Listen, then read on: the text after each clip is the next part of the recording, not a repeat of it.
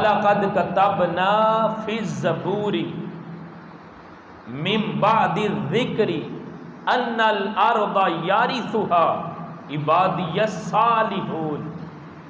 فرمایا بے شک ہم نے زبور کے اندر نصیحت کے بعد یہ لکھ دیا تھا کہ یہ جو زمین ہے اس کے وارث میرے نیک بندے ہوں گے. ہم نے زبور میں جو آسمانی کتاب ہے فرمایا اس میں لکھ دیا تھا کہ میری زمین کے یہ جو زمین ہے اس کے مالک میرے نیک بندے ہوں گے.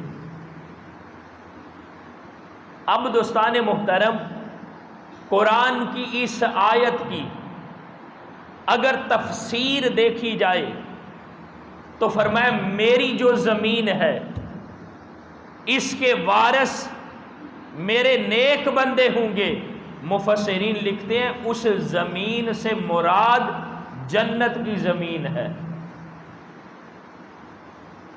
میری زمین کے وارث میرے نیک بندے ہوں گے.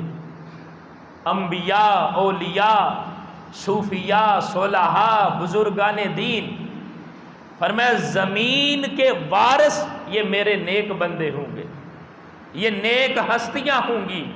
اور اس زمین سے مراد کیا؟ جنت کی زمین ہے.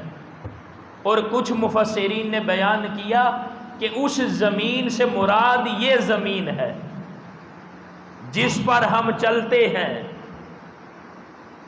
اس زمین کے وارث اللہ کے نیک بندے ہیں. اور علامہ ابن کثیر نے اس کی تفسیر یوں بیان کی ہے کہ جو اللہ کے بندے ہیں، جو قرآن نے کہا نا زمین کے وارث میرے نیک بندے ہوں گے جو رب نے فرمایا، علامہ ابن کثیر لکھتے ہیں کہ وہ زمین جو دنیا میں ہے یا آخرت میں ہے، وہ زمین دنیا کی ہے یا جنت کی ہے، ان ساری زمینوں کے مالک اللہ کے نیک بندے ہوں گے.